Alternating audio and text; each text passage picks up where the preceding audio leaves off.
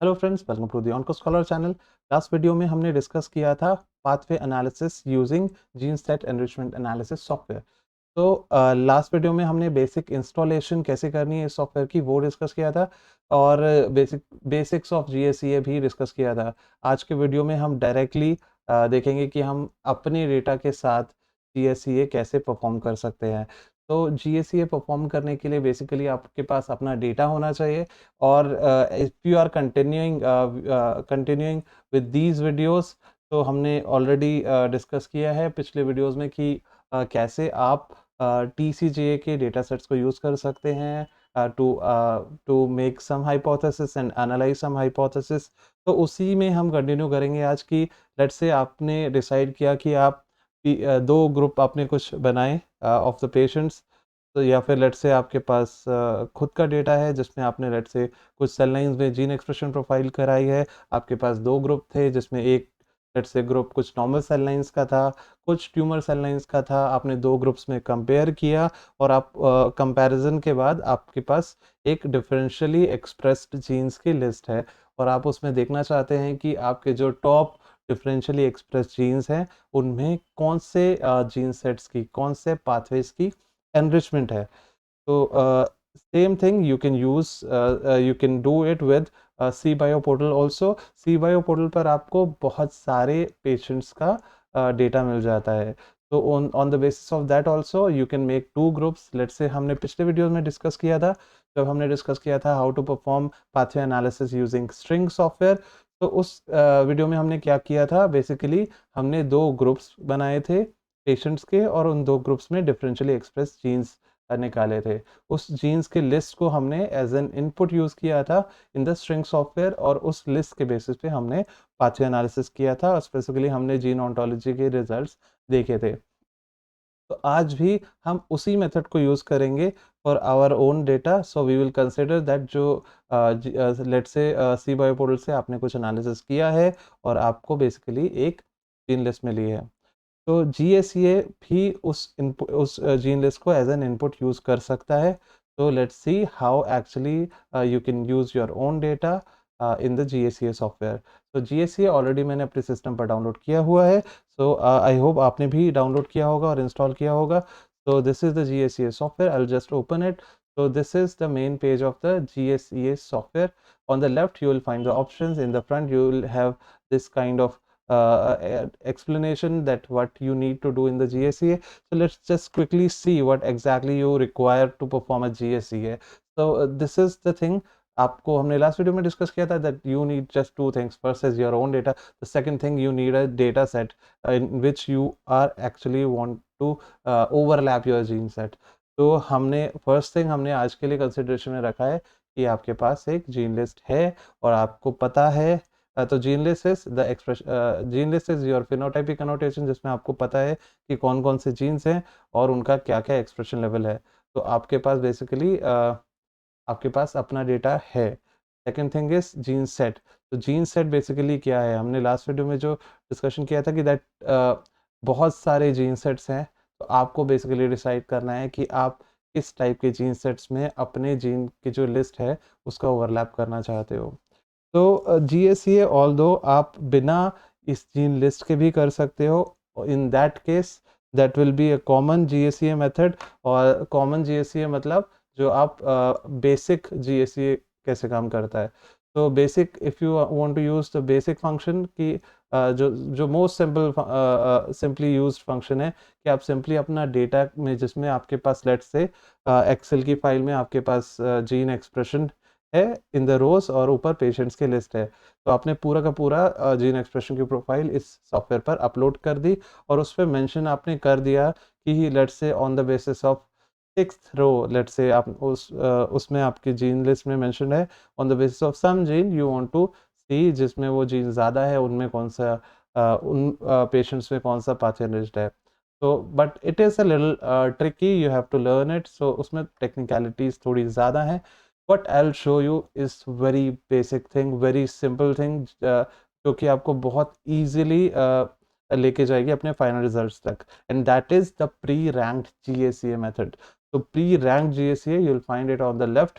तो pre ranked GSC क्या है, इसमें हम क्या कह रहे हैं कि हमारे पास पहले से ही हमें पता है कि कौन सा जीन टॉप प्रायोरिटी पर है, कौन सा जीन लोएस्ट प्रायोरिटी पर है। यानी हमने पहले ही जीन्स को एक रैंक दी हुई है, और ये रैंक मैंने पिछले वीडियो में भी डिस्कस की थी स्ट्रिंग पाथवे वाले में, कि हमने पहले ही डिफरेंशियली एक्सप्रेस जीन्स निकाल के अपने प्रायोरिटी के जीन्स डिसाइड कर लिए हैं, और वो प्रायोरिटी का जीन्स डिसाइड करने का criteria was basically the log to fold change. तो हमने कितना फोल्ड चेंज, जिसमें ज़्यादा, जिस जीन में ज़्यादा फोल्ड चेंज होगा हमने उसको टॉप प्रायोरिटी पर रखा है, जिसमें लेट से नेगेटिव में फोल्ड चेंज ज़्यादा होगा उसको हमने एट द लास्ट रखा है। सो हमने ऐसे एक बेसिकली रैंक्ड लिस्ट बनाई है। तो आपको बेसिकली क्या करना है, उसी रैंक लिस्ट जो हमने लास्ट वीडियो में डिस्कस की थी, सो उसी रैंक लिस्ट को लेना है। तो let's say this is the list. तो what I am having in this list is, मेरे पास जीन्स के नाम है on the first column, and in the second column I have the relative fold change values. तो मेरे पास एक prioritise list है जिसमें जो सबसे ऊपर जो जीन है उसमें हाईएस्ट फोल्ड चेंज है, और अगर if I will go to the bottom, so you'll find that it is the highest negative value at the last. तो this means ये हमारे पास जीन लिस्ट स्टैटिक है। मगर आपको याद रखना है कि when you are saving this file, let's say आपने cboy पोर्टल से इसको डाउनलोड किया है in the excel format, and finally when you are saving this file, what you have to do is you have to save it as a rank file. तो आपको क्या करना है, let's say इसका हमने कुछ नाम रखा, इसका नाम रखा रैंक फाइल, कुछ भी नाम रख सकते हैं, लेकिन आपको जब इसको सेव करना है तो आपको इसको .rnk फॉर्मेट में सेव करना है। तो .rnk ये सॉफ्टवेयर डिटरमाइन कर सकता है कि आपकी ये रैंक्ड लिस्ट है। तो जैसे हम इसको सेव करेंगे, you'll find you'll be having a rnk file. So this rnk file you can use as input. So let's start. So we'll first load the data. So on the top left you'll find the option to data upload. तो जैसे आप उस पर click करेंगे you'll find these options. So पहला method is browser files. So just desktop पर I've saved this file. So you can see rank file यहाँ पर हो गई, इसको मैंने अपलोड कर दिया। तो जैसे ही आप अपलोड करेंगे, if it is fine, so then it will show कि that the software has used this file, और इसमें कोई भी एरर नहीं है। लेकिन अगर लेट्स से आपने कुछ मिस्टेक किया है तो दैट विल शो कि फाइल हैज सम एरर। तो इसी स्टेप पर आपको पता चल जाएगा कि जो आपकी रैंक लिस्ट है वो आपने सही से प्रिपेयर की है या नहीं। तो I hope that is fine. तो लेट्स जस्ट क्लिक ओके। सो अब इस सॉफ्टवेयर ने आपकी फाइल कंसिडर कर ली है टू परफॉर्म एनी टास्क। तो you directly have to go to the pre-ranked GSES. So on the left you will find this option. तो pre-ranked GSEA में आपके पास 3-4 ऑप्शन मिलेंगे। I'll give you the easiest method. तो आपको क्या करना है, अब जीन सेट डिफाइन करना है जिसके साथ आप बेसिकली अब ओवरलैप देखना चाहते हैं। तो जीन सेट में आपके पास बहुत सारे जीन सेट आपको इसमें मिल जाते हैं। तो these are the gene sets. Gene set आपको कैसे सेलेक्ट करने हैं, तो लेट्स से if you just want to use the most common method, that is the hallmark gene sets. So this will give you a very common idea of the cellular processes, let's say angiogenesis, let's say a cell cycle. These are the basic cellular processes. तो ये सारे आपको hallmark gene set में मिल जाते हैं। तो what other things are there, जो हमने स्ट्रिंग पाथवे में भी डिस्कस किया था कि स्ट्रिंग भी हमें बहुत सारे टाइप के पाथवेज का डेटा देता है। तो वो सारे पाथवेज का डेटा आपको इस सॉफ्टवेयर में भी मिल जाता है। Let's see what exactly these are. तो you will find some positional data sets.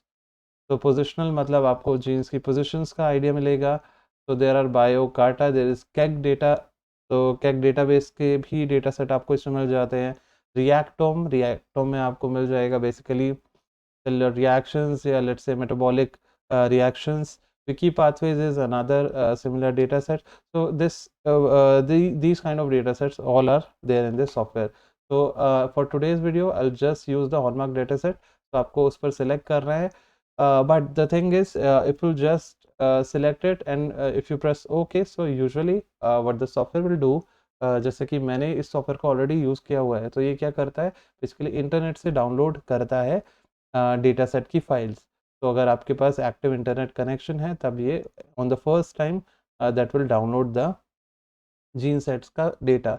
So you must be having an active internet connection before using any data set for the first time.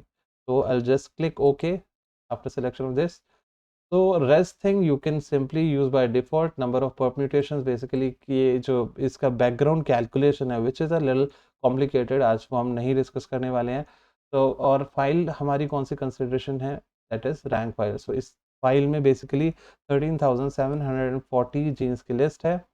अब next thing is collapse करना. Collapse ये क्या है, this is a little tricky, this is very common to the regular GSEA as I discuss. तो उसमें आपको basically क्या करना है कि इसमें आपको सिलेक्ट करना है नो कोलैप्स, क्योंकि आपने डायरेक्टली जीन्स के नाम दिए हैं तो वो पूछ रहा है आपसे.